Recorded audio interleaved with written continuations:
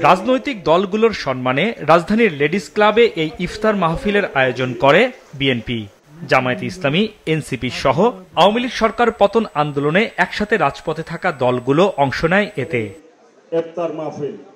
স্বাগত ভাষণে বিএনপি মহাসচিব মির্জা ফখরুল ইসলাম আলমগীর বলেন, তাদের ঐক্য নষ্ট করতে বিভ্রান্ত ছড়ানো হচ্ছে।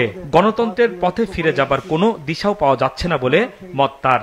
এখন প্রয়োজন নিজেদের মধ্যে সমঝোতার মাধ্যমে, আলোচনার মাধ্যমে সমস্যাগুলোকে নিরসন করা। অনুষ্ঠানে রাজনৈতিক দলের নেতারা বলেন, লুটেরা ফ্যাসিস্ট শক্তি এখনো ষড়যন্ত্র করে যাচ্ছে, ফলে তাদের রুখতে ঐক্য ধরে রাখার বিকল্প নেই। রাষ্ট্র সংস্কার নিয়ে আমি মনে করি অহেতুক বিতর্ক এবং বিভাজন হচ্ছে। এইটাকে কমিয়ে আনার জন্য বিএনপি একটা বড় রাজনৈতিক দল হিসেবে ভূমিকা নিতে পারে। ন্যূনতম জাতীয় ঐক্যমত্য এই অভ্যুত্থানী পদ্ধতি আকারে আমাদের রাজনৈতিক উত্তরণ পর্বের জন্য আমাদের সামনে পথ নির্দেশক হিসেবে হাজির হয়েছে। আমরা যদি ঐক্যবদ্ধ থাকি তাহলে ডিকেডস এই দেশে পতিত স্বৈরাচার এবং পতিত লুটেরা বাংলাদেশে আর মাথা উঁচু করার কোনো সুযোগ পাবে না, সাহস পাবে না। নতুন রাজনৈতিক দল এনসিপির আহ্বায়ক নাহিদ ইসলাম বলেন, 5ই আগস্ট দেশের মানুষ আওয়ামী লীগকে বিদায় করে দিয়েছে। আগামী নির্বাচনে তাদের অংশগ্রহণ করতে না দেওয়ার বিষয়ে সবার একমত হওয়া জরুরি।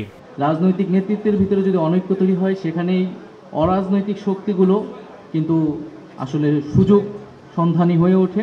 ইনক্লুসিভ ইলেকশন হওয়ার মতো, বাংলাদেশের জনগণকে প্রতিনিধিত্ব করার মতো রাজনৈতিক দল বা পক্ষ বাংলাদেশে রয়েছে। মুজিববাদ এবং আওয়ামী লীগ, ফ্যাসিস্ট আওয়ামী লীগকে বাংলাদেশের জনগণ আসলে বিদায় করেছে।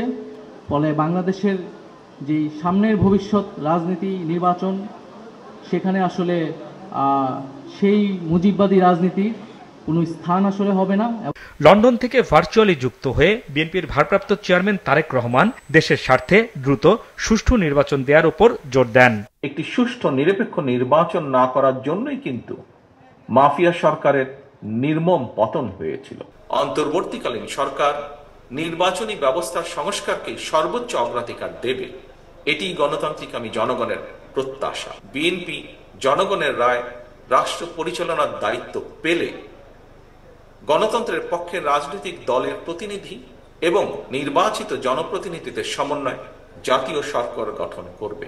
বিএনপিতে চরমপন্থা উগ্রপন্থার স্থান নেই বলেও জানান দলের ভারপ্রাপ্ত চেয়ারম্যান। আমরা অন্তর্বর্তীকালীন সরকারের দৃষ্টি আকর্ষণ করে বলতে চাই, ধর্মীয় উগ্রবাদীদের অপতৎপরতা এবং চরমপন্থা নিয়ন্ত্রণে ব্যর্থতার পরিচয় দিলে উগ্রবাদী জনগোষ্ঠী এবং পরাজিত ফ্যাসিবাদী অপশক্তি দেশে পুনরায় গণতন্ত্রের কবর রচনা করবে। অপরদিকে গণতান্ত্রিক বিশ্বে ইমেজ সংকটে পড়তে পারে বাংলাদেশ। হাসনাইন তানভীর, মাছরাঙা সংবাদ, ঢাকা। এবং শুভেচ্ছা সকলে।